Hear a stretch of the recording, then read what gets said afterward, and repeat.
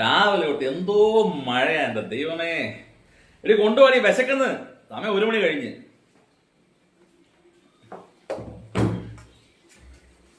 ചമ്മന്തി ഉണ്ടല്ലോ അല്ലേ.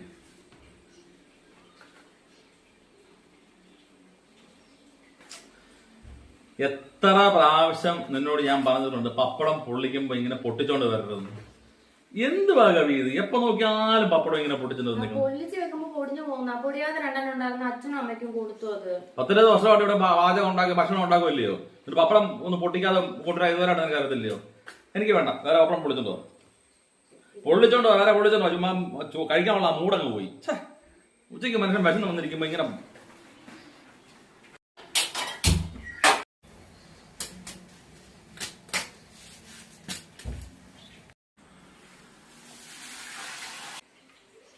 എന്തിയേ പപ്പടം എപ്പോഴാണ് വരുവോ? കൊണ്ടുവാ.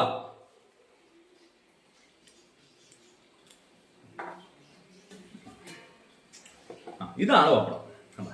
ഇതിപ്പോ ഇങ്ങനെ കാണുമ്പോഴും കഴിക്കാൻ തന്നെ എന്തൊരു സന്തോഷമാണെന്നറിയോ. ചുമ്മാതെ പൊടിച്ച് കുന്തം കൊണ്ടു നിൽക്കുന്നത്.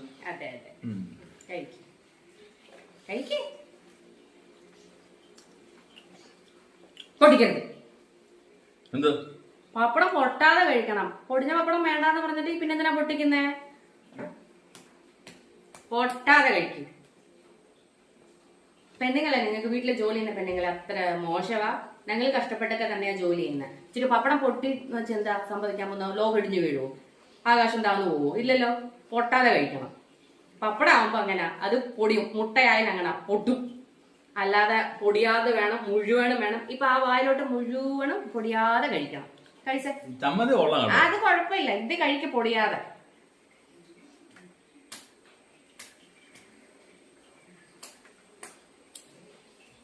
പപ്പടം വേണ്ടേ? എന്നാ പൊടിഞ്ഞ പപ്പടം എടുത്ത് കഴിച്ചേ. തിരിഞ്ഞ വെച്ചേ, മാറ്റി വെച്ചേ. ഇതങ്ങോട്ട് കഴിച്ചാട്ടെ. എടുത്തിപ്പോ വെച്ചേ, പൊട്ടിച്ചേ. പൊടിഞ്ഞില്ല. ഇപ്പോ മുഴുവനുണ്ടോ? കഴിക്കങ്ങോട്ട്.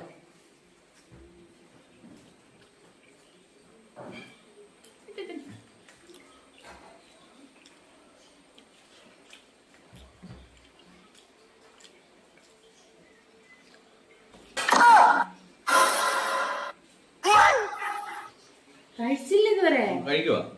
ഇത് എടുക്കരുത്. ഇത് ഞങ്ങൾക്കുള്ളതാ. ഞങ്ങള് പൊടിച്ചൊക്കെ കഴിക്കും, പൊടിക്കാതെയും കഴിക്കും.